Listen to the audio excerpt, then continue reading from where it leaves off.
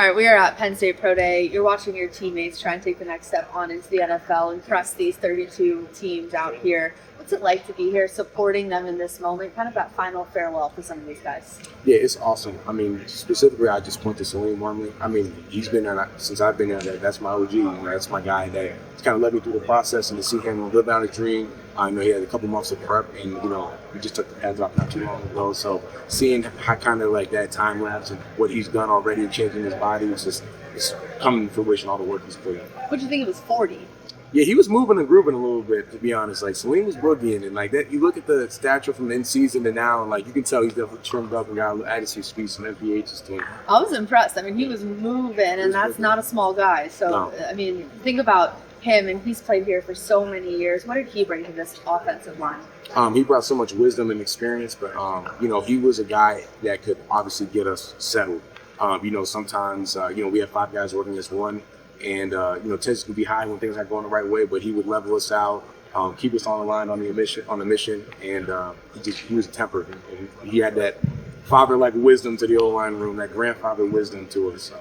You just call him old. All right. Yeah, I am old. Well, that's what I was about to get at. So now you are the grandfather time here, yes. Right? Taking over, replacing some pieces, but I think you coming back is obviously a massive foundational thing. Not only just for that specific group, but I think the whole team as well. Talk about heading into spring ball now. Year 2 under Coach K. You've got a lot of transition. You got a lot of experience under your belt. How are you approaching it as a player, and then subsequently, how are you approaching it as a unit in terms of an offensive unit developing into the spring ball? Yeah, firstly, thank you for that. I appreciate you saying that. For me, just going into now, I had a lot of spring balls, or maybe too many spring balls, some may say, under my belt. It's just breaking down meticulous things that keep popping up that I'm not a fan of. And pass protection in the run game, so I sat down with one of our analysts for me to cut up and break down of some arches I gave up last year, some things that I just didn't like on film. And we're trying to every practice, day by day and practice by practice, break down what I can fix in it. Maybe it's my first step, maybe it's my hand placement. We're just trying to break down those things. And then from the unit, it's the same thing. Obviously, with a lot of veterans coming back, a lot of guys that have a lot of game reps. Even when you look at our tackle position with Nolan, who balled out in the playoffs, and Donk, who had a great regular season. We all have things that we need to clean up to make us the most elite offensive line in the nation. So I think we're all just taking little meticulous things that maybe are a little naggy, a little picky, that maybe the common eye doesn't see, and just working on those. Does it help that you're heading into year 2 of the offense and you're allowed to focus on those things, not trying to figure out what the terminology is in the run game, what the terminology is in the pass game, how are you sliding this protection?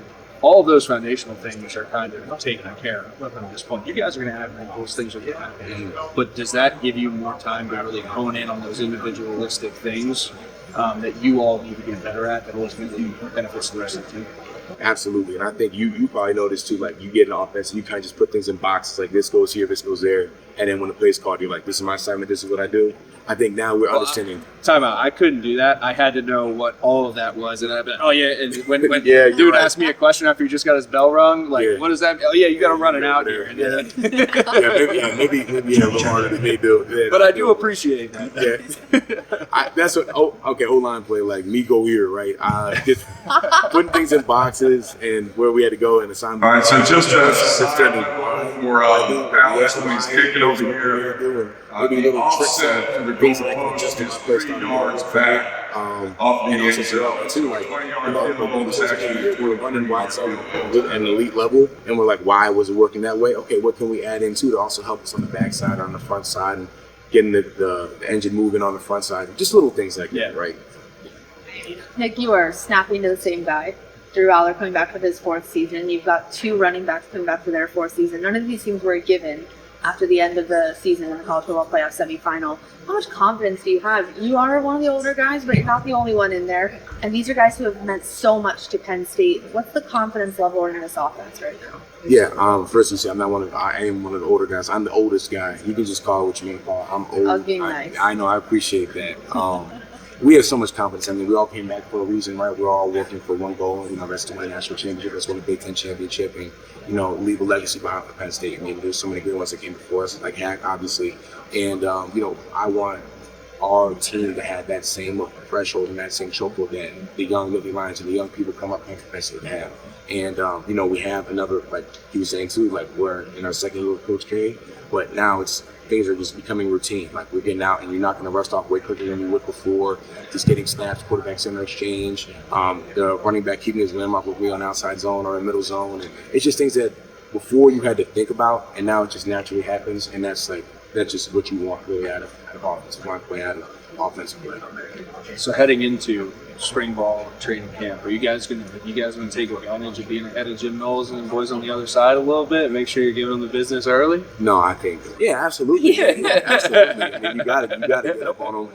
And our defense has been playing at an elite level for so many years. You got to stick it to them when you can, man. You got some scars. Yeah, absolutely. They had some good DCs in there, and we had some good OCs. But I mean, we're in our second year now. It's time to take it to you. And we got to keep the competitive quarterback number 3 compete, man. You got to keep it going. Yeah, keep it do. As if they needed a chip on their shoulder. Yeah, they need it always.